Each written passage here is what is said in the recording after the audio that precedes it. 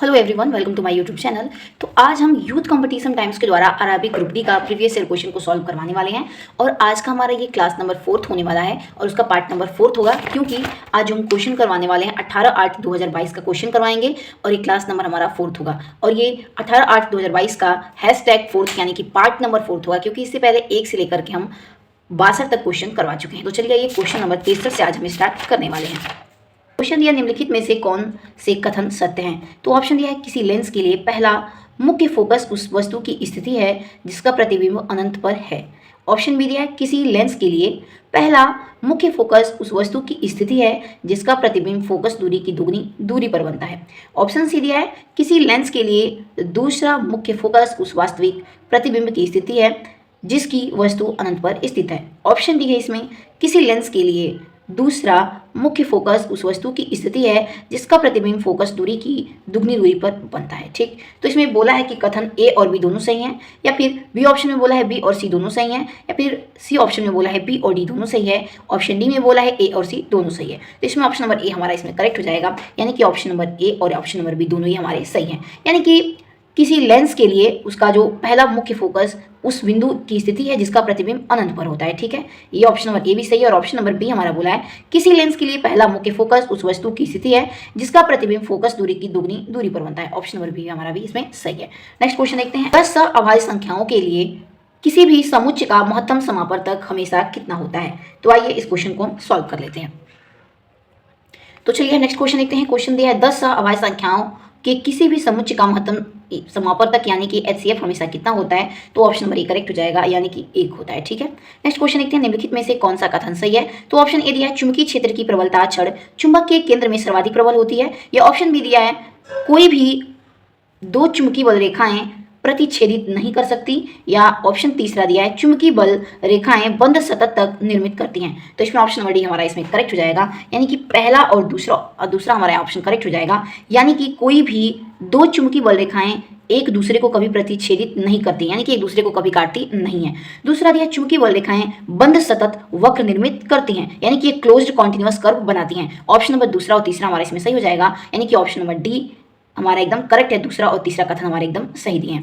Next question देखते हैं। अगला क्वेश्चन है हमारा, एक लड़का एक लेंस का उपयोग करके एक दूरस्थ वस्तु का एक अस्पष्ट प्रतिबिंब एक पर्दे पर फोकस करता है। लेंस और पर्दे के बीच की दूरी लगभग किसके बराबर होगी। तो आइए देखते हैं। तो इसमें ऑप्शन नंबर करेक्ट आंसर इसमें हमारा बी हो जाएगा, यानी कि जो लेंस और पर्दे के बीच की दूरी होगी वो लगभग हमारी f के बराबर हो जाएगी। ठीक है, नेक्स्ट क्वेश्चन देखते हैं। अगला क्वेश्चन दिया है हमारा, 0.0486 को भाग देना है 0.002 और इसका मान पूछा है। तो चलिए आइए इस क्वेश्चन को हम सॉल्व करते हैं। तो चलिए आइए हम क्वेश्चन देखते हैं। क्वेश्चन दिया है, 0.0486 को भाग देना है 0.002 से। तो हमारा 0.086 ऊपर हो जाएगा और नीचे हो जाएगा 0.002। अब देखिए किस डिजिट में हमारा पॉइंट ज़्यादा है। तो इसमें 1 2 3 4 डिजिट के बाद इसमें 3, तो इसमें आप 4 डिजिट से मल्टीप्लाई कर देंगे 1000 से, और इसमें भी आप ऊपर भी 1000 से करेंगे और नीचे भी 1000 से। तो हमारा ये हो जाएगा 486 और ये 2 गुणते 1 बच जाएगा 0, 10 हो जाएगा। ठीक, अब इसको हम क्या करेंगे, कटाने वाले हैं। तो 486 2 गुणते 10 हो जाता है। ठीक, 2 से कटाई 2 ना के 4, 2 चौके 8, 2 3 6। ठीक है, इसके बाद हम क्या करेंगे, 243 बटा में क्या कर देंगे, 10 कर देंगे। ठीक, जब इसको आप भाग देंगे तो कितना आएगा, 24.3 हमारा आंसर आ जाएगा। ठीक है, तो ऑप्शन नंबर हमारा यहाँ पे ए करेक्ट हो जाएगा। तो चलिए आइए नेक्स्ट क्वेश्चन देखते हैं। अगला क्वेश्चन दिया है हमारा, निम्नलिखित में से किसे इस्लाम धर्म का संस्थापक माना जाता है। तो ऑप्शन नंबर सी करेक्ट हो जाएगा, यानी कि पैगंबर मोहम्मद को इस्लाम धर्म का संस्थापक इन्हें माना जाता है। ठीक है, नेक्स्ट क्वेश्चन देखते हैं। अगला क्वेश्चन है हमारा, आइए इसके बारे में इंपॉर्टेंट भी डिस्कस कर लेते हैं। दिया है कि पैगंबर मोहम्मद को इस्लाम धर्म का संस्थापक माना जाता है। इनका जन्म 570 ईस्वी में हुआ था। 610 ईस्वी में मक्का में ज्ञान की प्राप्ति हुई और 622 ईस्वी में मोहम्मद साहब के मक्का से मदीना की यात्रा की हिजरी संवत के रूप में जाना जाता है। ठीक है, नेक्स्ट क्वेश्चन दिया, नीचे दी गई तालिका पौधों और जंतुओं की संरचना और कार्य व्यवहार के बीच के अंतर को दर्शाता है। कौन सा विकल्प गलत कथन को दर्शाता है। तो इसमें पहले में दिया है पौधा और दूसरे में प्राणी। पौधा क्या होते हैं, अचल रहते हैं, और प्राणी दिया है भोजन साथी और आश्रय की तलाश में भटकते हैं। ठीक, नेक्स्ट पौधे में दिया है अधिकांश ऊतक मृत होते हैं और प्राणी में दिया है अधिकांश ऊतक जीवित होते हैं। ऑप्शन सी में दिया है जो पौधे होते हैं वो कम ऊर्जा की आवश्यकता होती है, और ऑप्शन सी प्राणी में दिया है अधिक ऊर्जा की आवश्यकता होती है। ऑप्शन डी दिया है पौधे इनके केवल कुछ ही भाग बढ़ते हैं। ठीक, ऑप्शन दिया है इनके केवल कुछ ही भाग बढ़ते हैं, तो इसमें ऑप्शन नंबर ए हमारा एकदम करेक्ट हो जाएगा। यानी कि ऑप्शन नंबर इसमें कौन सा करेक्ट है, ये डी है। यानी कि जो दोनों बोला है कि दोनों कौन सा करेक्ट है ऑप्शन। ठीक है, पौधे कैसे होते हैं, इनके केवल कुछ ही भाग बढ़ते हैं, और प्राणी का कौन सा करेक्ट भाग है, इनके केवल कुछ ही भाग बढ़ते हैं। यानी कि ऑप्शन नंबर ए में हमारा डी एकदम करेक्ट हो जाएगा। ठीक है, आइए नेक्स्ट क्वेश्चन देखते हैं। अगला क्वेश्चन है, मार्च 2022 में कौन सा राज्य ग्रामीण क्षेत्र में वायु स्वास्थ्य सेवा शुरू करने वाला पहला राज्य बन गया है, तो ऑप्शन नंबर डी करेक्ट हो जाएगा। यानी कि मार्च 2022 में ओडिशा राज्य ये जो है ग्रामीण क्षेत्रों में वायु स्वास्थ्य सेवा शुरू करने वाला ये पहला राज्य बन गया है। यानी कि ऑप्शन नंबर डी हमारे यहाँ पे करेक्ट हो जाएगा। तो चलिए आइए इसके बारे में कुछ इंपॉर्टेंट डिस्कशन कर लेते हैं। दिया है कि मार्च 2022 में ओडिशा ग्रामीण क्षेत्रों में वायु स्वास्थ्य सेवा शुरू करने वाला पहला राज्य बन गया है। इसके तहत क्या होना है, तो आइए इंपॉर्टेंट है, इसके तहत गरीब ग्रामीणों को हवाई एम्बुलेंस सेवा प्रदान की जाएगी। ठीक है, नेक्स्ट क्वेश्चन देखते हैं। नेक्स्ट क्वेश्चन हमारा मैथ से है। क्वेश्चन दिया है 2 डिब्बों में 7:5 यानी 7:5 के अनुपात में चॉकलेट है।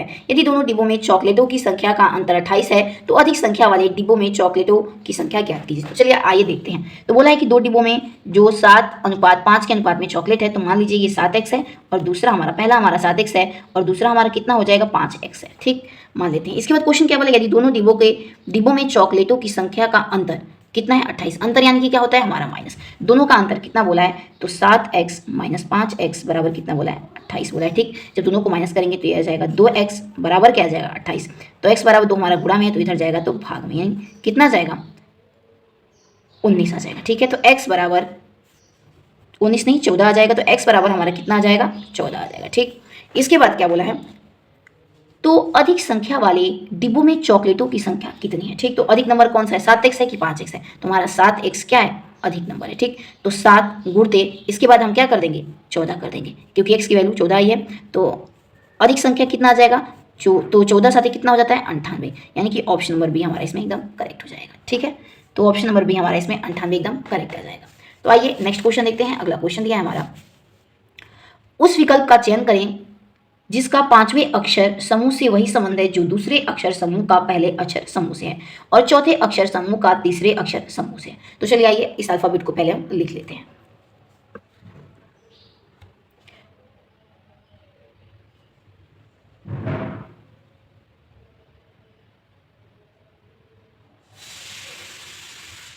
तो चलिए यहाँ पे जो हमारे अल्फाबेट लिखे हैं BEING किसके बराबर है, ये YVRMT के बराबर है, यानी कि बी किसके बराबर है y के, E किसके बराबर है v के, I किसके है r के, N किसके है m के, G किसके है t से। तो ध्यान दीजिएगा ये सभी इसके विपरीत हैं। B का विपरीत y हो जाता है, E का विपरीत v हो जाता है, I का r होता है और N का m और G का g, यानी G का GT रोड, N का m विपरीत होता है, I का इंडियन रेलवे और E का इवनिंग और B का बॉय। ऐसे ही P का के यानी K का कानपुर और I का इंडियन रेलवे और ये भी I का इंडियन रेलवे, D का ड्यू, E का इवनिंग, विपरीत सारे वर्ड्स दिए हैं। ठीक, तो क्लीन का क्या हो जाएगा, तो इसमें ऑप्शन से भी आप मैच करा सकते हैं। ठीक, C का 6 होता है यानी कि E, इसमें हमारा C का 6 यानी X हो जाएगा। यहाँ पे L का क्या होता है तो लव यानी कि O जाएगा, E का इवनिंग हो जाएगा, A का क्या होता है तो Z होता है और N का क्या होता है तो M हो जाता है, यानी आंसर हमारा आएगा XOVZM हो जाएगा। ठीक है, तो इसमें ऑप्शन नंबर बी हमारा एकदम करेक्ट हो जाएगा, यानी कि XOVZM हो जाएगा।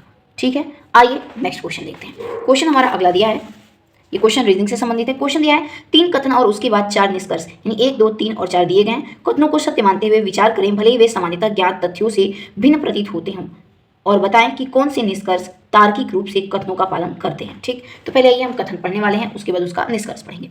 कथन दिया है सभी कुरियर शिपमेंट हैं, ठीक, और सभी शिपमेंट ट्रांसपोर्ट हैं और कोई हॉल ट्रांसपोर्ट नहीं है। तो चलिए सबसे पहले हम क्या करेंगे, इसकी मैपिंग कर लेते हैं। ठीक है,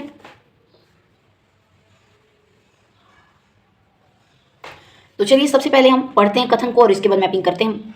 सभी कुरियर शिपमेंट हैं। ठीक, तो पहले आप किसको बनाएंगे, कुरियर को बना लेते हैं।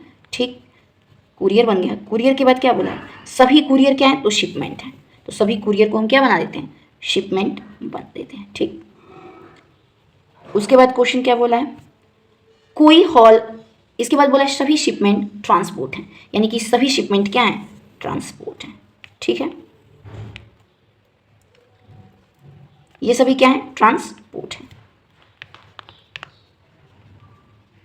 नेक्स्ट क्या बोला है, कोई हॉल ट्रांसपोर्ट नहीं है, यानी कि कोई भी हॉल ट्रांसपोर्ट नहीं है, तो इन दोनों में से हॉल किसी में नहीं आ रहा है, तो हॉल हमारा क्या हो जाएगा, ये अलग लिख दिया जाएगा। ठीक है, अब इसके बाद इसके निष्कर्ष को हम पढ़ने वाले हैं। निष्कर्ष क्या दिया पहला, कोई ट्रांसपोर्ट शिपमेंट नहीं है। ठीक, तो कोई भी ट्रांसपोर्ट शिपमेंट नहीं है। तो देखिए क्या कोई ट्रांसपोर्ट शिपमेंट है,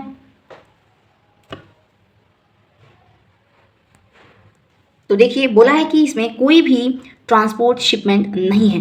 ठीक, तो ट्रांसपोर्ट के अंदर आना चाहिए तो बाहर आ रहा है, तो ऑप्शन नंबर ए हमारा इसमें क्या हो जाएगा, गलत हो जाएगा। ठीक, इसके बाद क्या बोला है, सभी कुरियर ट्रांसपोर्ट हैं, तो क्या सभी कुरियर ट्रांसपोर्ट के अंदर आ रहे हैं, तो जी हाँ आ रहे हैं, तो दूसरा हमारा सही हो जाएगा। ठीक, इसके बाद नेक्स्ट देखते हैं, अगला निष्कर्ष क्या बोला है, कुछ ट्रांसपोर्ट शिपमेंट हैं। क्या बोला है, कुछ ट्रांसपोर्ट शिपमेंट हैं, तो क्या देखिए जो कुछ ट्रांसपोर्ट हैं वो शिपमेंट में आ रहे हैं, तो जी हाँ कुछ ट्रांसपोर्ट शिपमेंट में आ रहे हैं, तो तीसरा ऑप्शन हमारा क्या हो जाएगा, सही हो जाएगा। ठीक है, नेक्स्ट बोला है कोई कुरियर हॉल नहीं है। ठीक, तो क्या कोई भी कुरियर हॉल नहीं है, तो जी हाँ ये तो सही है, क्योंकि कोई भी कुरियर हॉल से टच नहीं हो रहा है, यानी कि चौथा भी हमारा क्या हो गया, सही हो गया। ठीक, तो ऑप्शन नंबर कौन कौन सा कथन हमारा सही है, दूसरा सही है, तीसरा सही है और चौथा सही है। ठीक, तो देख लेते हैं किस ऑप्शन में दिया है, तो ऑप्शन नंबर बी में हमारा दिया है दूसरा, तीसरा और चौथा पालन करते हैं, यानी कि ऑप्शन नंबर बी हमारे यहाँ पे करेक्ट आंसर हो जाएगा। ठीक है, आइए अब हम नेक्स्ट क्वेश्चन की तरफ चलते हैं। ठीक है, नेक्स्ट क्वेश्चन दिया गया है, नीचे दिए गए कथनों पर विचार कीजिए और सही उत्तर का चयन कीजिए। कथन पहला दिया है, यदि कोई पदार्थ किसी अभिक्रिया के दौरान ऑक्सीजन का त्याग करता है तो उसे अपचयित हुआ कहा जाता है। ठीक है, और दूसरा कथन दिया है, यदि कोई पदार्थ किसी अभिक्रिया के दौरान हाइड्रोजन ग्रहण करता है तो उसे अपचयित हुआ कहा जाता है। ठीक, तो चलिए इसमें ऑप्शन नंबर ए हमारा इसमें करेक्ट होगा, क्योंकि दोनों ही कथन क्या है हमारे सत्य हैं। ठीक, यदि मान लीजिए कोई पदार्थ है और उसका जब अभिक्रिया जब होता है तो वो ऑक्सीजन का जब त्याग करेगा तो उसे अपचयित हुआ कहते हैं। ठीक, अगर यदि कोई दूसरा पदार्थ है वो अभिक्रिया के दौरान हाइड्रोजन ग्रहण कर लेता है तो उसे अपचयित कहा जाता है। ठीक है, तो ऑप्शन नंबर दोनों यानी कि पहला और दूसरा कथन सही है, तो ऑप्शन नंबर ए हमारा एकदम करेक्ट हो जाएगा। ठीक है, नेक्स्ट क्वेश्चन देखते हैं। तो अगला क्वेश्चन हमारा दिया है, ये रीजनिंग से संबंधित है, दिया है कि 0, 2, 6, 12, 20, तो अगला यहाँ पे नंबर कौन सा आएगा, तो पहले लिख लेते हैं 0, 2, 6, 12 और 20। ठीक, अब दोनों में अंतर देखते हैं, तो 0 और 2 में 2 का अंतर हो गया, 2 और 6 में कितने का अंतर है, तो 4 का आ गया, 6 और 12 में कितने का अंतर है, तो 6 का अंतर है, फिर 12 और 20 में तो 8 का अंतर है, तो अगला अंतर हमसे क्या किया है, पूछा है कि अगला अंतर कितना होगा। ठीक, तो देख लीजिए, तो ये कितना कितना बढ़ रहा है, 2 से 4, 4 से 6, 6 से 8, तो 8 से कितना हो जाएगा, 10, जब हम 20 में 10 को जोड़ेंगे तो कितना आंसर आ जाएगा, 30 आ जाएगा, यानी कि ऑप्शन नंबर पहला ही हमारा इसमें करेक्ट हो जाएगा। ठीक है, आइए नेक्स्ट क्वेश्चन देखते हैं। तो चलिए नेक्स्ट क्वेश्चन देखते हैं। अगला क्वेश्चन हमारा केमिस्ट्री से है, ब्लीचिंग पाउडर बनाने में शामिल सही रासायनिक अभिक्रिया की पहचान करनी है। तो पहला ऑप्शन दिया है 2NaCl + 2H2O और प्रोडक्ट साइड दिया है 2NaOH, दूसरा दिया है NaHCO3 + H+ और प्रोडक्ट साइड में दिया है CO2 + H2O। ठीक, तो आइए अगला ऑप्शन को भी देख लेते हैं, दो और ऑप्शन होंगे, तो दूसरा और ऑप्शन दिया है हमारा इसमें NaCl + H2O + CO2 + NH3 और प्रोडक्ट साइड दिया है NH4Cl + NaHCO3 और डी ऑप्शन दिया है CaOH का होल ट्वाइस + Cl2 और प्रोडक्ट साइड दिया है CaCl2 + H2O, तो ऑप्शन नंबर डी हमारा इसमें करेक्ट हो जाएगा, क्योंकि ब्लीचिंग पाउडर का फॉर्मूला क्या होता है, CaOH का होल ट्वाइस + Cl2 और प्रोडक्ट साइड में होता है CaOCl2 + H2O होता है। ठीक है, नेक्स्ट क्वेश्चन देखते हैं। अगला क्वेश्चन हमारा क्या है, क्वेश्चन दिया है हमारा,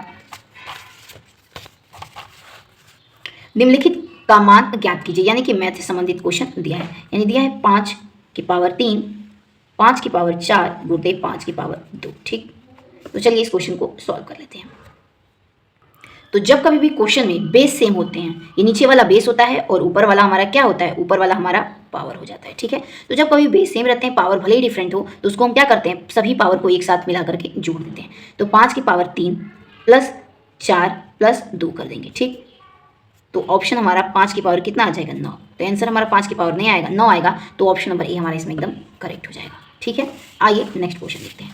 अगला क्वेश्चन हमारा दिया है, निम्नलिखित में से कौन सा बीजाणुओं का पुनरुत्पादन करता है, तो ऑप्शन ए हमारा करेक्ट हो जाएगा, यानी कि जो फर्न होता है ये बीजाणुओं का पुनरुत्पादन करता है। ठीक है, नेक्स्ट क्वेश्चन देखते हैं। अगला क्वेश्चन है, यदि 3 संख्याओं का अनुपात 5:6:8 है और उनके वर्गों का योग 1250 है तो उन संख्याओं का गुणनफल ज्ञात कीजिए। तो चलिए आइए इस क्वेश्चन को हम सॉल्व कर लेते हैं। तो क्वेश्चन क्या बोला है, यदि 3 संख्याओं का अनुपात, तो मान लेते हैं पहली संख्या हमारी क्या है, 5x है, दूसरी संख्या क्या है हमारी 6x है और तीसरी संख्या क्या मान लेते हैं कि हमारी 8x है तीसरी संख्या। ठीक, फिर बोला है उनके वर्गों का योग 1250 है। ठीक, इनके वर्गों का योग, तो पहले इनका वर्ग कितना होगा, 5x² और दूसरा क्या हो जाएगा 6x का स्क्वायर और तीसरा 8x का स्क्वायर हो जाएगा। ठीक है, इसके बाद बोला इनके वर्गों का योग, तो वर्ग तो हम कर चुके हैं, अब क्या करेंगे योग, यानी कि इन सबको जोड़ देते हैं और बराबर किसके आ जाता है 1250 के बराबर आ जाता है। ठीक है,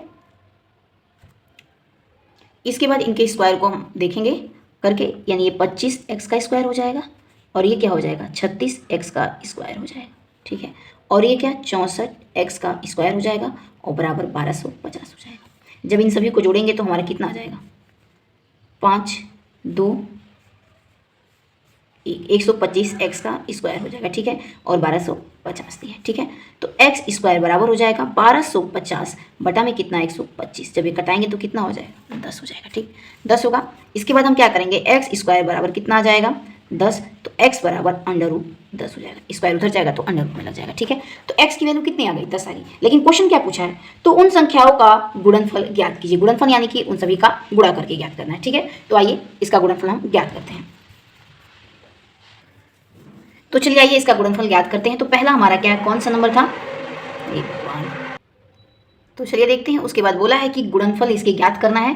तो पहला नंबर हमारा दिया था 5x, दूसरा गुणा करेंगे 6x और तीसरा कितना गुणा करेंगे 8x। ठीक, जब दोनों को जब हम मल्टीप्लाई करेंगे तो ये 30x गुणते 8x हो जाएगा, तो ये क्या हो जाएगा 240 गुणते x, ये स्क्वायर है तो ये 2 और 3 हो जाएगा, x का क्यूब हो जाएगा। ठीक है, इसके बाद क्या करेंगे 240, x की वैल्यू हमारी कितनी दी है √3 और इसका क्या करना है हमको क्यूब करना है। ठीक, तो आगे क्या हो जाएगा 240 √x का स्क्वायर कर देंगे, एक √ को हटा देंगे। ठीक, क्योंकि √ का स्क्वायर है तो ये बाहर निकल जाएगा, तो 240 गुणते 10 गुणते √10 हो जाएगा। ठीक है, तो हमारा आंसर कितना आ जाएगा 2400 गुणते √x, यानी कि ऑप्शन नंबर कौन सा सही हो जाएगा, आइए चेक करते हैं। तो ऑप्शन नंबर बी हमारा एकदम करेक्ट है, ऑप्शन नंबर डी हमारा एकदम करेक्ट, 2400 √ में क्या आ जाएगा 10 आंसर। ठीक, आइए अगला क्वेश्चन देखते हैं। नेक्स्ट क्वेश्चन हमारा रीजनिंग से संबंधित है। क्वेश्चन क्या दिया है, आइए पढ़ते हैं। क्वेश्चन दिया है एक निश्चित कूट भाषा में GLEP और K को DIBMH लिखा जाता है और QRYNHN को NOVEK लिखा जाता है, उसी कूट भाषा में पोटर को किस प्रकार लिखा जाएगा। तो चलिए आइए एक बार इसको लिख के समझते हैं। तो चलिए हम क्वेश्चन सॉल्व कर लेते हैं। तो क्वेश्चन बोलता है GLEPK को DIBMH लिखा जाता है, तो DIBMH मैंने लिख दिया।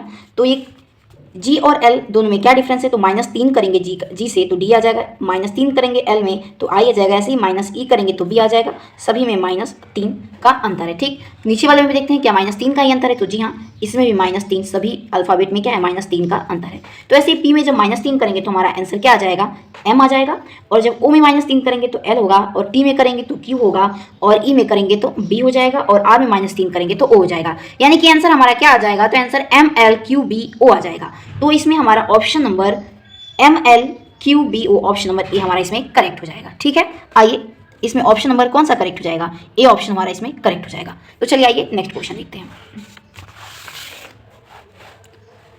नेक्स्ट क्वेश्चन दिया है यदि दो समांतर रेखाओं को एक तिर्यक रेखा द्वारा प्रतिच्छेद किया जाता है तो नीचे दिए गए विकल्पों में कौन सा विकल्प अनिवार्य रूप से सही नहीं है। ध्यान दीजिएगा, इसमें क्या बोला है, सही नहीं है। ठीक है, तो इसमें विकल्प क्या दिया है कि शीर्ष भी मुख कोण युग्म के कोणों का माप समान होता है, और ऑप्शन बी दिया है तिर्यक रेखा के एक ओर के अंतः कोण युग्म के कोणों का माप समान होता है। ऑप्शन नंबर सी दिया है संगत कोण युग्म के कोणों का माप समान होता है। ऑप्शन नंबर डी दिया है एकांतर अंतः कोण युग्म के कोणों का माप समान होता है। तो इसमें ऑप्शन नंबर बी हमारा एकदम गलत हो जाएगा, यानी कि तिर्यक कोण के एक कोने के अंत कोण युग्म के कोणों का माप समान नहीं होता है। इसमें क्या बोला है, समान होता है, यानी कि ऑप्शन नंबर बी हमारा एकदम करेक्ट हो जाएगा। ठीक है, क्योंकि अनिवार्य रूप से इसमें सही नहीं है पूछा है। ठीक, अगला क्वेश्चन दिया है हमारा मैथ से संबंधित है, ज्योमेट्री का।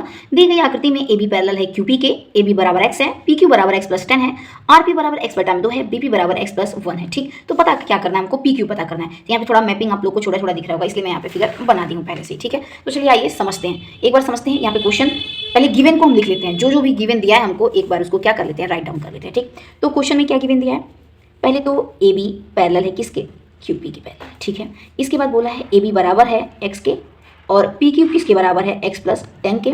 AB बराबर दिया है x, यहाँ पे x भी लिखा है, PQ x + 10 दिया है। ठीक, इसके बाद B कितना दिया है, R और B को x बटा में 2 दिया है। ठीक, इसके बाद BP बोला है, तो B और P कितना दिया है, BP x + 1 दिया है। ठीक है, ये हमारा गिवन दिया है। ठीक, तो इसको हम दो ट्रायंगल में पहले बांट सकते हैं। तो पहला ट्रायंगल हो जाएगा, ट्रायंगल नंबर पहला हमारा क्या हो जाएगा, ट्रायंगल RAB, छोटा वाला ट्रायंगल हो जाएगा पहले हमारा RAB, और एक दूसरा ट्रायंगल क्या बोल देंगे RPQ, बड़ा वाला, तो RPQ। ठीक, और दोनों ट्रायंगल में जब पैरेलल बोला है एक साइड का, ठीक, तो हमारा ये क्या समरूप ट्रायंगल हो जाएंगे। जब समरूप होंगे तो RB बटा में RP बराबर हो जाते हैं AB बटा में QP के। ठीक है, अब इसको हम वैल्यू रख के क्या करेंगे, सॉल्व करेंगे। तो RB बराबर कितना दिया है, RB बराबर हमारा x बटा 2 दिया है, तो यहाँ पे मैं x बटा 2 लिख देती हूँ। ठीक, और RP कितना दिया है, तो R और P अभी हमको पता करना है। ठीक, RP कैसे पता करेंगे, तो RB प्लस BP दोनों को जोड़ देंगे। ठीक, तो आइए RB पता करते हैं। तो RB बराबर हो जाएगा RB प्लस BP के। ठीक, तो RB बराबर RP, यहाँ पे RP बराबर पता कर रहे हैं, ध्यान दीजिएगा, RP बराबर RB प्लस BP। तो RP बराबर RB कितना दिया है, x बटा 2, और BP क्या दिया है, x प्लस 1 दिया। एलसीएम लेंगे, ये x हो जाएगा और ये 2x प्लस 1 हो जाएगा। ठीक, तो ये x प्लस 2x प्लस 1 हो जाएगा बटा में 2, जब जोड़ेंगे तो आ जाएगा 3x प्लस 2 बटा में 2 हो जाएगा। कितना हो जाएगा, 3x प्लस 2 बटा में 2 हो जाएगा। ठीक, ये किसकी वैल्यू आ गई, तो ये RP की वैल्यू हमारी आ गई है। ठीक, अब यहाँ पे पुट कर देते हैं RP की वैल्यू, तो 3x प्लस 2 बटा में 2 बराबर किसके है, AB बटा में QP के। AB की वैल्यू x है तो x रखिए, और अपॉन में कितना है हमारा, अपॉन में ये हमारा दिया है QP दिया है। ठीक, QP हो जाएगा। QP की वैल्यू कितनी दी है, तो QP की वैल्यू कितनी दी है, x प्लस 10, तो यहाँ पे x प्लस 10 हम लोग रख देंगे। ठीक है, इसके बाद हम इसको सॉल्व करने वाले हैं। तो ये x बटा में 2, ये डिवाइड दिया है तो मल्टीप्लाई होगा तो 2 पर चला जाएगा, और 3x प्लस 2 हो जाएगा बराबर x अपॉन में x प्लस 10 हो जाएगा। 2 से 2 कट जाएगा हमारा। ठीक है, यहाँ पे बच जाएगा x अपॉन में 3x प्लस 2 बराबर x अपॉन में x प्लस 10। अगर दोनों बीच में अगर इक्वल सिंबल दिया हो, यानी इक्वल का साइन दिया हो, और न्यूमरेटर के बराबर हो, या फिर डिनोमिनेटर के बराबर हो, तो हम कर सकते हैं। तो इसको काट देते हैं, x कट गया हमारा, तो यहाँ पे हमारा क्या बच जाएगा, 3x प्लस 2 बराबर x प्लस 10। इसको हम जब पलट देंगे ऊपर, तो ठीक है, इसके बाद हम क्या कर देंगे, दोनों को अपोजिट को ऊपर न्यूमरेटर को, डिनोमिनेटर को न्यूमरेटर में भेज देंगे, तो इसको भी क्या करेंगे, डिनोमिनेटर को न्यूमरेटर में भेज देंगे, या फिर तिर्यक गुणा करेंगे तो आपस में चेंज हो जाएगा, यानी x प्लस 10 यहाँ पे आ जाएगा, 3x प्लस 2 यहाँ पे आ जाएगा, बात तो ही पड़ेगी, दोनों इक्वल हो जाएंगे। इसके बाद क्या करेंगे, 3x, ये x हमारा प्लस में तो माइनस x हो जाएगा बराबर ये 10, और ये हमारा प्लस 2 क्या है, प्लस 2 है तो इधर जाएगा तो क्या हो जाएगा, माइनस 2 हो जाएगा, यानी कि 2x बराबर कितना हो जाएगा, 8 के। तो x बराबर 8 बटा में 2, यानी कि x बराबर कितना आ जाएगा, 4 आंसर हमारा आ जाएगा। ठीक, लेकिन क्वेश्चन क्या पूछा है, क्वेश्चन हमारा पूछा है यहाँ पे कि PQ की वैल्यू पता करनी है। ठीक, तो PQ की वैल्यू पता करनी है, तो PQ कितना दिया था हमारा, तो P और Q यहाँ पे x प्लस 10 दिया है। ठीक, x प्लस 10 दिया है, तो यहाँ पे पता कर लेंगे कि PQ बराबर x प्लस 10 है, तो x की वैल्यू कितनी आई है, 4, तो PQ बराबर PQ की वैल्यू 14 आई है, तो ऑप्शन नंबर सी हमारा इसमें एकदम करेक्ट हो जाएगा। ठीक है, आइए नेक्स्ट क्वेश्चन देखते हैं। अगला क्वेश्चन भी हमारा किससे संबंधित है, तो अगला क्वेश्चन हमारा मैथ से संबंधित है। तो क्वेश्चन को एक बार हम पढ़ लेते हैं। क्वेश्चन क्या दिया है, क्वेश्चन दिया है हमारा, पहले एक बार इसकी मैपिंग कर लेते हैं, उसके बाद समझने वाले हैं। आइए देखते हैं, तो चलिए नेक्स्ट क्वेश्चन देखते हैं। अगला क्वेश्चन हमारा मैथ से संबंधित है। क्वेश्चन दिया है शीर्षों A, B, C और D दिया है, और उसमें वैल्यू दी है x और y की, और इससे बनने वाले चतुर्भुज ABCD का क्षेत्रफल वर्ग इकाई में हमको ज्ञात करना है। तो चलिए आइए एक बार इसकी मैपिंग कर लेते हैं।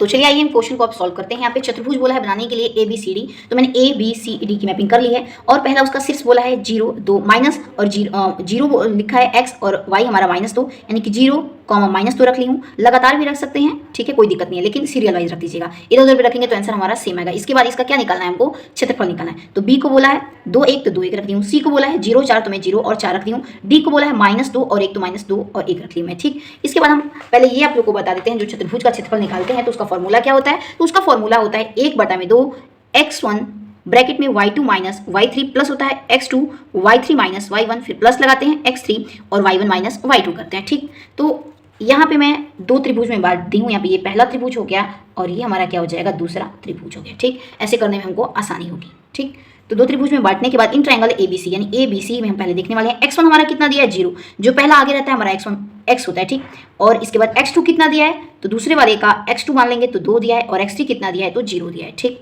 इसके बाद क्या है, y1 कितना दिया है, तो -2 दिया है, y2 कितना दिया है, तो 1 दिया है। ठीक, y3 कितना दिया है, तो 4, मैंने 4 रख लिया। अब इसके बाद क्या करेंगे, फॉर्मूले पे इसको हम पुट करने वाले हैं, तो 1/2 हो गया फॉर्मूले के हिसाब से। इसके बाद क्या है, x1, तो x1 की वैल्यू कितनी दे रखी है, तो x1 की वैल्यू हमारी कितनी दे रखी है, 0 रखी है। ठीक, तो 0 मैं पुट कर दूंगी। इसके बाद y2 माइनस y3 बोला है, तो y2 कितना है हमारा, y2 हमारा यहाँ पे कितना दिया है, 1 दिया है, तो 1 रखिए।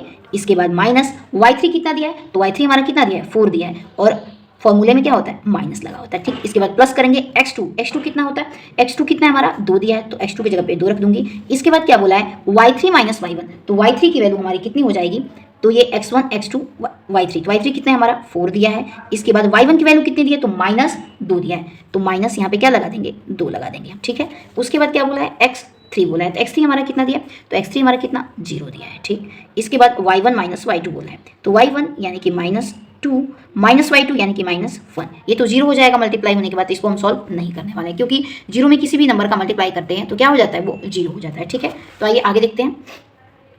इसके बाद ट्रायंगल का क्षेत्रफल लिख देंगे। अब ये बराबर हो जाएगा 1/2, और ये भी आगे हमारा क्या है, 0 से सभी को मल्टीप्लाई करेंगे तो क्या हो जाएगा, 0 हो जाएगा, ठीक। इसके बाद सॉल्व करते हैं, 2 और ये 4 और ये माइनस माइनस कितना हो जाएगा, +2 हो जाएगा। समझ में आया? तो चलिए आगे देखते हैं। तो हमारा 4 + 2 आंसर यहाँ पे आया 1/2, 2 और 4 2 6 हो जाएगा। इसके बाद 1/2 और ये 2 गुणित 6 हो जाएगा, यानी 1/2 गुणित 6 दूना के 12, यानी 2 6 के 12, यानी पहला ट्रायंगल का जो क्षेत्रफल आया है कितना आया, 6 आया, यानी ट्रायंगल ABC ट्रायंगल का क्षेत्रफल कितना आ गया, 6 है। तो ऐसे ही हम ट्रायंगल नंबर 2 का करेंगे, फिर दोनों का क्या करेंगे, जब जोड़ेंगे तब हमारा ये चतुर्भुज का क्या आ जाएगा, क्षेत्रफल आ जाएगा। तो चलिए आइए क्वेश्चन इसको अब सॉल्व करते हैं। ट्रायंगल नंबर 2 को हम लेकर के सॉल्व करते हैं क्वेश्चन, ठीक है। तो चलिए आइए ट्रायंगल नंबर 2 का अब हम क्षेत्रफल निकालने वाले हैं। इसके बाद दोनों को क्या कर देंगे, जोड़ देंगे। तो देखिए यहाँ पे ट्रायंगल दूसरा जो है ACD दिया है, तो ACD यहाँ पे मैं बना ली हूँ, ACD बना ली हूँ, और जो ट्रायंगल का फॉर्मूला होता है यहाँ पे मैंने लिख दिया है, ठीक। यहाँ पे x1 कितना है हमारा, 0 दिया है, ठीक। x2 कितना है, 0 है। x3 हमारा -2 दिया है, ठीक। इसके बाद y1 कितना दिया है, तो y1 हमारा कितना दिया है, -2, तो -2 रखी हूँ। y2 कितना दिया है, तो 4 दिया है, 4 रखी हूँ। और y3 कितना दिया है, तो 1 दिया है। इसके बाद हम क्या करेंगे, आइए अब हम फॉर्मूले में वैल्यू को पुट करते हैं। तो ट्रायंगल ACD का क्षेत्रफल लिख देंगे यहाँ पे। इसके बाद बराबर होगा 1/2, x1 कितना हो गया हमारा, तो x1 कितना दिया है, 0 दिया है, ठीक। इसके बाद फॉर्मूला में y2 माइनस y3 बोला, तो y2 हमारा कितना दिया है, 4 माइनस कितना हो जाएगा, 1, 4 माइनस 1, ठीक। फिर प्लस करेंगे। इसके बाद x2 कितना दिया, तो x2 हमारा 0 दिया है, ठीक। x2 के बाद y3 माइनस y1 दिया, यानी कि y3 कितना दिया है, 1, और y3 कितना दिया, 1, और y1 कितना दिया, -2, तो -2 हो जाएगा, ठीक। इसके बाद प्लस x3, तो x3 की वैल्यू कितनी दी है, -2 दी है, तो ये प्लस माइनस माइनस यानी कि यहाँ पे क्या हो जाएगा, -2 हो जाएगा, ठीक है। इसके बाद क्या बोला है, y1 माइनस y2 हो जाएगा, तो y1 कितना दिया है, -2 दिया है, -2 दिया है, और आगे माइनस लगा देंगे, और y2 कितना दिया है, तो 4 दिया है, यानी कि -4 लगा देंगे। इसको हम क्या करेंगे, सॉल्व करेंगे। 1/2 ये 0 से मल्टीप्लाई होगा तो ये भी 0 हो जाएगा, ये भी 0 से मल्टीप्लाई होगा तो 0 हो जाएगा, यानी डायरेक्ट हम क्या लिख देते हैं, -2 -4 लिख देते हैं, ठीक। 1/2, तो 1/2 -2 है, और माइनस माइनस प्लस, लेकिन सिंबल किसका, माइनस का, तो -6 हो गया। 1/2 इसके बाद क्या करेंगे, मल्टीप्लाई कर देते हैं, -2 गुणते -6, तो माइनस माइनस कट जाएगा, प्लस हो जाएगा, तो 1/2, और ये क्या हो जाएगा, 12, तो 2 6 12, ठीक। तो ये भी हमारा आंसर कितना आएगा, इसका भी क्षेत्रफल कितना आएगा, ट्रायंगल ACD का क्षेत्रफल कितना आ गया, 6 आ गया हमारा, ठीक है। उसके बाद हमको क्या करना है, इन दोनों को क्या कर देना है, जोड़ना है। तो आइए जोड़ के दिखा दें। तो देखिए जो पहले वाले ट्रायंगल का आंसर ABC का आया था वो 6 वर्ग यूनिट आया था, और दूसरे का भी हमारा क्या हो जाएगा, 6 वर्ग यूनिट हो जाएगा। दोनों को जब हम जोड़ेंगे तो कितना आ जाएगा, 12 वर्ग यूनिट आ जाएगा, ठीक। क्योंकि एरिया हमेशा किस में निकलता है, क्षेत्रफल हमारा वर्ग में हमेशा आंसर रहता है उसका, तो 12 वर्ग यूनिट हमारा आंसर हो जाएगा। तो आइए चेक करते हैं। तो इसमें ऑप्शन नंबर हमारा B एकदम करेक्ट हो जाएगा, ठीक है। नेक्स्ट क्वेश्चन देखते हैं। अगला क्वेश्चन क्या दिया है, अगला क्वेश्चन दिया है हमारा, निम्नलिखित में से किस मंत्रालय ने 5 अप्रैल 2022 को लोकसभा में सामूहिक विनाश के हथियार एवं उनकी वितरण प्रणाली गैर कानूनी गतिविधियों का निषेध यानी कि रोक संशोधन विधेयक 2022 पेश किया, तो ऑप्शन नंबर 1 करेक्ट हो जाएगा। यानी कि विदेश मंत्रालय के द्वारा 5 अप्रैल 2022 को लोकसभा में सामूहिक विनाश के हथियार एवं उनकी वितरण प्रणाली गैर कानूनी गतिविधियों का निषेध किया, तो 2022 में, और किसके द्वारा, विदेश मंत्रालय के द्वारा, तो ऑप्शन नंबर 1 हमारा इसमें करेक्ट हो जाएगा। नेक्स्ट क्वेश्चन देखते हैं।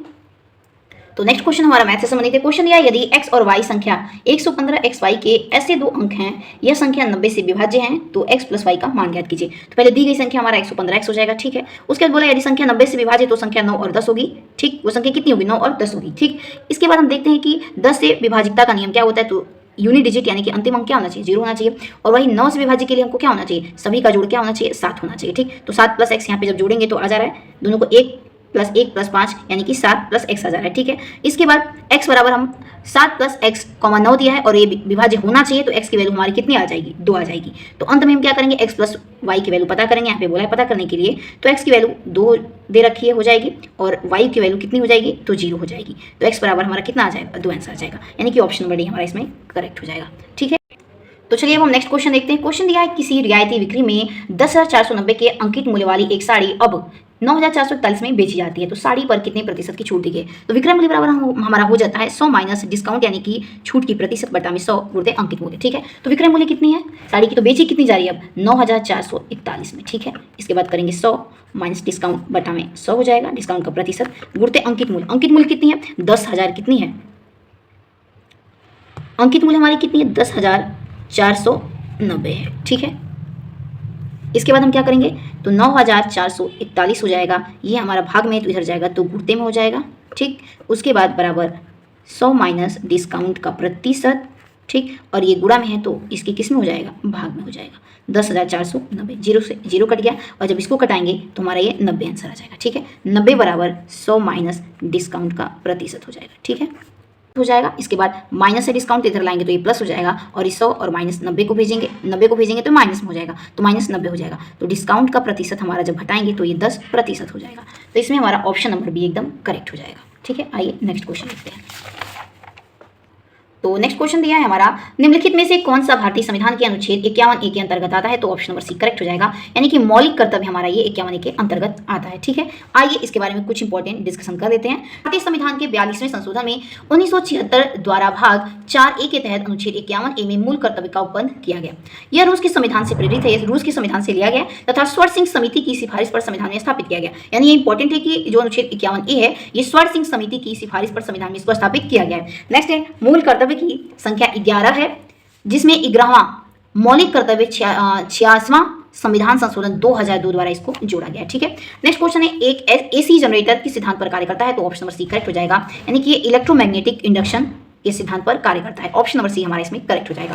नेक्स्ट क्वेश्चन देखते हैं, निम्नलिखित को सुमेलित करना है, यानी कि लाल गोभी के पत्ते घ्राण सूचक होते हैं, और ऑप्शन दूसरे में दिया मेथिल ऑरेंज अम्ल क्षारक सूचक होता है, और ऑप्शन तीसरा दिया है कि प्याज और लौंग ये प्राकृतिक अम्ल क्षारक सूचक होते हैं। कौन सा सुमेलित है, तो ऑप्शन नंबर डी हमारा इसमें करेक्ट हो जाएगा। यानी कि आइए देखते हैं, ऑप्शन नंबर डी में दिया है कि लाल गोभी के पत्ते ये प्राकृतिक अम्ल क्षारक सूचक होते हैं, ठीक है। और नेक्स्ट है मेथिल ऑरेंज अम्ल क्षारक का सूचक होता है, और प्याज और लौंग ये घ्राण सूचक होते हैं, ठीक है। नेक्स्ट क्वेश्चन देखते हैं। नेक्स्ट क्वेश्चन हमारा मैथ से क्वेश्चन है, समीकरण x² माइनस 12x प्लस के इक्वल टू 0 के मूलों में एक मूल x बराबर 3 है, तो दूसरा मूल को ज्ञात करना है, ठीक है। तो आइए इसको सॉल्व करते हैं।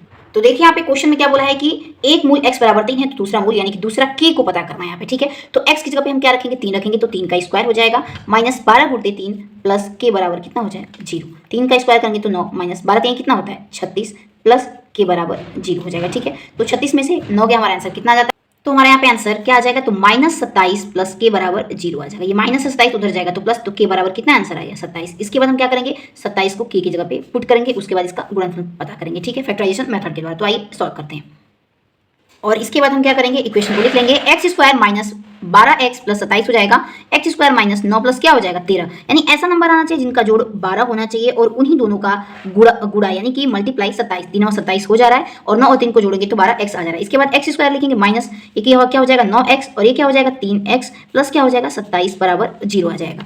एक मूल हमारा 3 दिया था, दूसरा इसमें मूल पता करना है। इसके बाद क्या करेंगे, x कॉमन ले लेंगे तो बचेगा एक x और माइनस 9 बच जाएगा। फिर इसमें क्या करेंगे, इसमें हम 3 को कॉमन लेंगे और बचेगा क्या, x माइनस 9 बच जाएगा। यहाँ पे भी हम माइनस लगा देंगे, क्योंकि जब ब्रैकेट ओपन होगा तो माइनस माइनस से क्या हो जाएगा, प्लस हो जाएगा, ठीक है। क्योंकि इन दोनों बीच के दोनों फैक्टर आने चाहिए वो हमारे इक्वल आने चाहिए, ठीक है। फिर इसके बाद हम क्या करते हैं, x माइनस 3 हो जाएगा, और ये दोनों 2 बार है तो इसको एक बार लेते हैं, तो x माइनस 9 हो जाएगा। यानी x बराबर 1 3 आ गया, और x बराबर 1 9 आ जाएगा। यानी एक तो पहले से लिया था 3, और दूसरा कितना हो जाएगा 9, यानी कि ऑप्शन नंबर बी हमारा एकदम करेक्ट हो जाएगा। यानी x बराबर कितना आ गया, 9 आंसर आ गया, ठीक है। नेक्स्ट क्वेश्चन देखते हैं। अगला क्वेश्चन है हमारा, नेक्स्ट क्वेश्चन दिया है, 2 दिन की अवधि में घड़ी की घंटे और मिनट वाली सुइयां कितनी बार समकोण पर होंगी? तो ऑप्शन नंबर डी करेक्ट हो जाएगा, यानी कि 88 बार। तो कैसे देखते हैं, 12 घंटे में 22 बार समकोण बनाती हैं, ठीक है। यहाँ पे लिखा है कि प्रत्येक घंटे में दोनों सुइयां 2 बार समकोण बनाती हैं, तो वो 12 घंटे में 22 बार बना देंगी। और 24 घंटे में कितने, यानी कि एक दिन में 44 बार समकोण बनाती हैं। वही बात करें 48 घंटे में, तो 48 घंटे में यानी कि 2 दिन में 88 बार समकोण बनाती हैं। तो ऑप्शन नंबर इसमें हमारा डी करेक्ट हो जाएगा, ठीक है। ये सभी इंपॉर्टेंट है, 12 घंटे में 22 बार समकोण बनाती हैं, 24 घंटे में 44 बार, तो 48 घंटे में 88 बार वो समकोण बनाती हैं। नेक्स्ट क्वेश्चन हमारा रीजनिंग से संबंधित है, तो आइए क्वेश्चन की तरफ पढ़ते हैं। क्वेश्चन क्या दिया है, 8 मित्र कृति, दुर्गा, मानसी, सूर्या, ताहिरा, ब्रिति, आहाना और योशिता एक वर्गाकार मेज के चारों ओर इस प्रकार बैठे हैं कि चारों मित्र मेज के कोने पर बैठे हैं, जबकि अन्य 4 मेज के भुजाओं के ठीक मध्य में बैठे हैं। सभी का मुख मेज के केंद्र की ओर है। सूर्या दुर्गा के दाईं ओर तीसरे स्थान पर है। कृति और दुर्गा के बीच केवल ताहिरा है। मानसी दुर्गा के बाईं ओर दूसरे स्थान पर है। सूर्या और योशिता के बीच में केवल ब्रिति बैठी है। योशिता आना के बाईं ओर दूसरे स्थान पर है।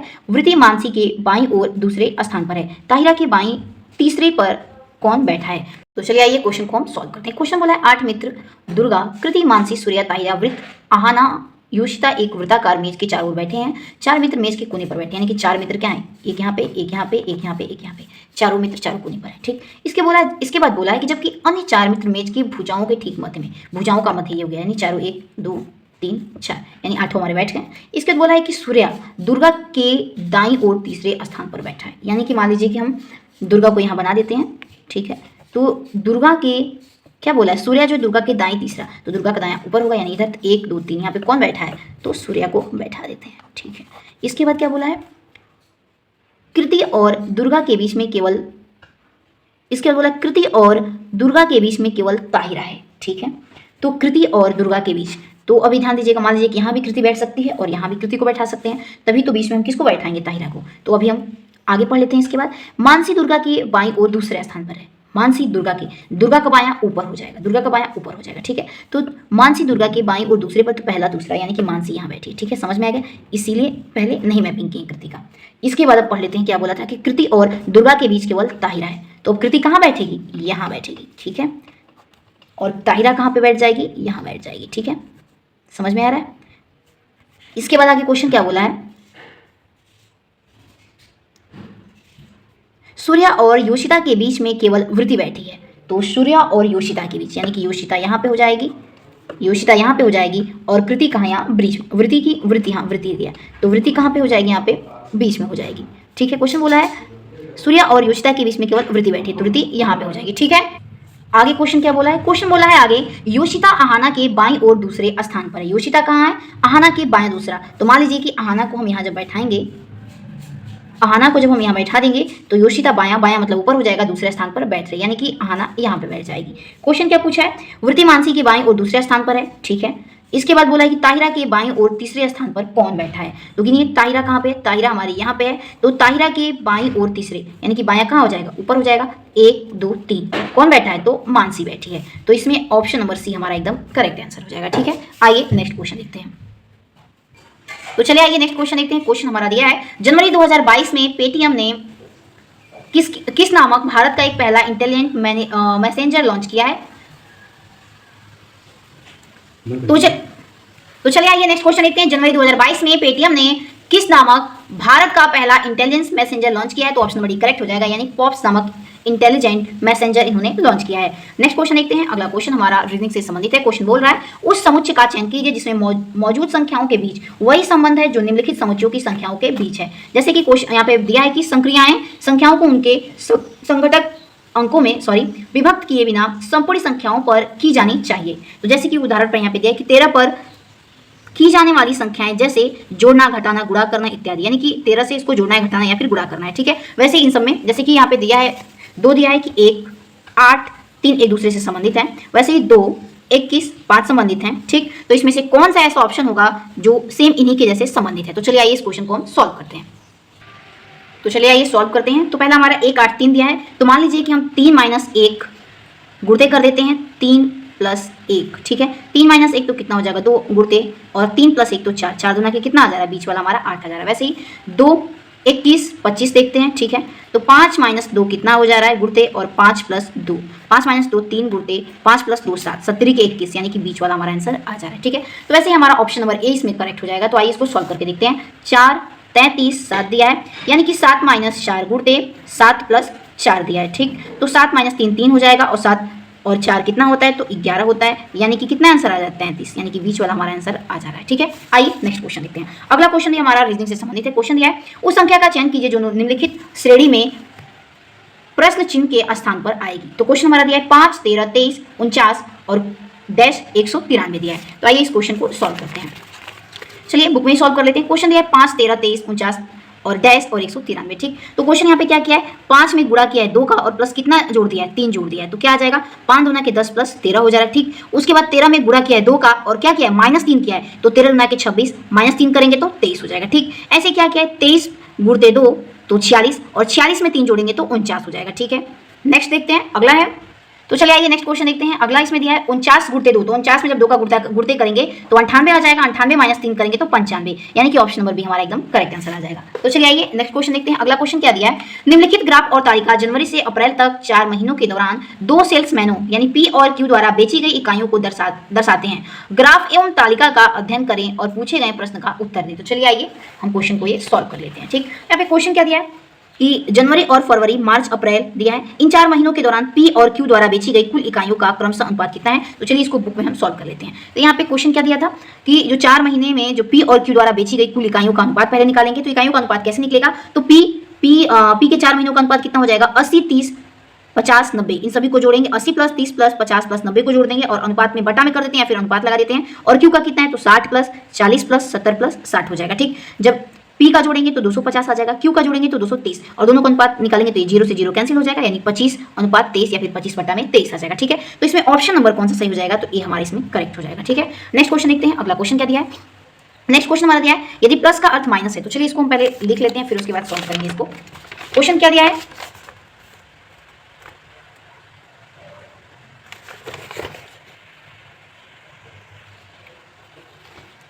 तो चलिए आइए हम क्वेश्चन देखते हैं। क्वेश्चन बोला है, अगला मैथ का है कि प्लस का अर्थ माइनस है। तो यहाँ पे पहले हम लिख लेते हैं, प्लस बराबर की क्या है, माइनस है। माइनस का अर्थ क्या है, भाग से है। ठीक है, भाग का अर्थ गुणा से, यानी भाग बराबर कितना है, गुणा है। गुणा का अर्थ क्या है, प्लस से। ठीक है, तो इसको हम सॉल्व करने वाले हैं, यानी भाग की जगह पे हम क्या रखेंगे, गुणा रखेंगे, यानी 12 गुणते 6 और प्लस का मतलब माइनस है तो -28 और माइनस का अर्थ क्या है, तो भाग 7 और गुणा का अर्थ क्या है, तो +14 हो जाएगा। समझ में आया।